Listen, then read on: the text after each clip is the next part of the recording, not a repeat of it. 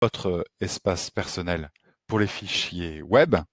Maintenant, en complément, et ça sera intéressant surtout sur la deuxième partie des activités avec le web dynamique, c'est d'avoir une connexion également vers la base de données.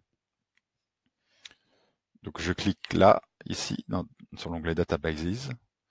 Et pareil, il va falloir faire une petite modification pour remplacer année-nom de famille par votre année de promo et votre nom de famille. Et encore une fois, vous retrouverez ces informations dans le mail que vous avez reçu et qui contient dans l'objet dev1.icam.fr et accès de mémoire. Alors, ici, propriété. On remplace ici année nom de famille par votre promo-votre nom de famille. On le colle également ici.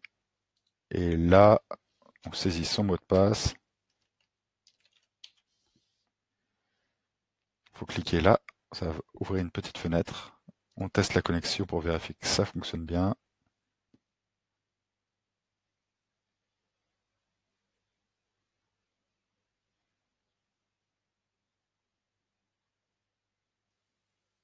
Super, tout le monde a l'air content. C'est OK.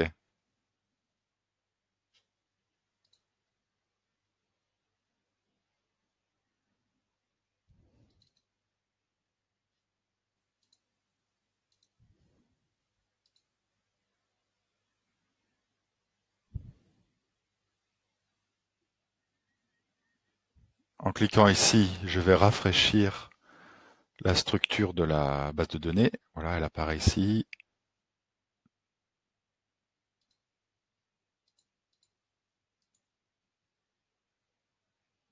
Et je vais pouvoir, par exemple, créer rapidement une nouvelle table. Alors, qu'est-ce que je vais mettre dedans? Une table de livres. Et je vais créer une première colonne, l'identifiant du livre, qui nous servira de clé primaire. Donc, entier, c'est bien.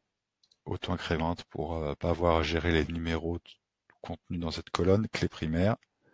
Et je vais rajouter une autre colonne que je vais appeler non-livre. C'est du texte qui peut aller jusque par exemple 500 caractères. C'est obligatoire de le mettre et c'est unique. Je ne veux pas avoir deux fois le même livre dans ma base de données. J'exécute.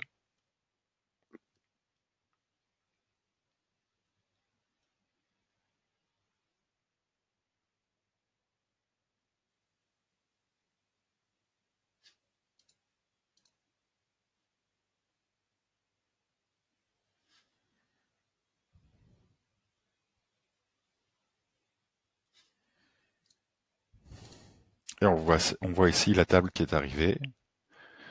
Et je vais l'ouvrir et puis faire quelques insertions dedans, par exemple. Donc je double-clique.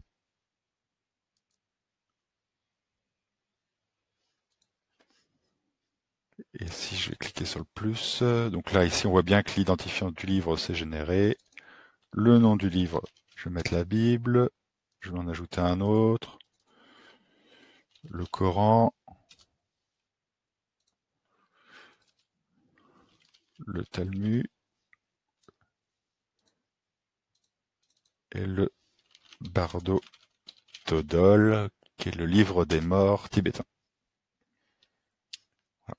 Pour que ça soit effectif, il faut que je clique sur ce bouton.